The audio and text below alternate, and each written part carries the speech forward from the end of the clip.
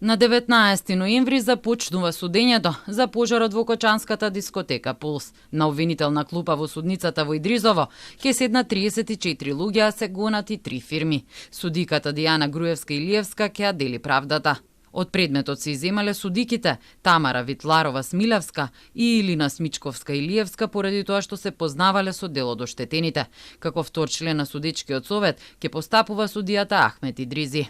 Родителите на жртвите соопштија дека со големо внимание ќе го следат судскиот процес со цел да се открие вистината и да се обезбеди правдата за младите животи што беа изгубени во трагедијата што за секогаш го промени нашето општество. Родителите најавија и дека ги прекинуваат секојдневните блокади, а продолжуваат со маршевите секоја сабота. Очекуваме фер, транспарентен и непристрасен процес во кој секој што има одговорност ќе ја понесе. Нашата болка е вечна, но нашата борба е за сите идни генерации. Никогаш повеќе да не се повтори ваква трагедија. Бараме јавноста, медиумите и институциите да го следат овој процес со должно внимание, бидејќи ова не е само судење за еден пожар. Ова е судење за човечноста, совеста и одговорноста. Обвинети се газдата на Пулс Дејан Јованов Деко, неговиот син Михајло, неговиот брат Тодор, како и Митко Стојанов, директор на фирмата МММ Кафе, на чие име била едната лиценца на дискотеката.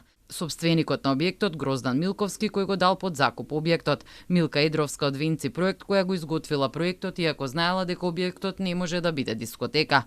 Двајцата поранешни министри за економија Крешник Бектеши и Валјон Сарачини, екс-државната секретарка Размена Чекик Дуровиќ и 5 мина службеници кои издале лиценци за Пулс иако не ги задоволувала минимално техничките услови.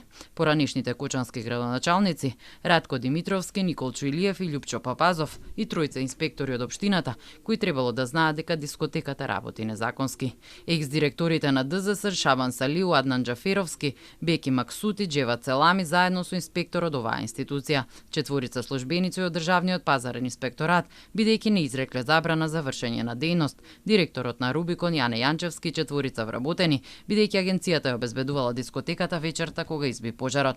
Минатиот месец обвинение беше поднесено и за вистинскиот собственик на Рубикон Александар Нацев, а откако ќе биде одобрено се очекува да се спои со овој предмет. Уште трае истрагата и за постапувањето на полициските службеници.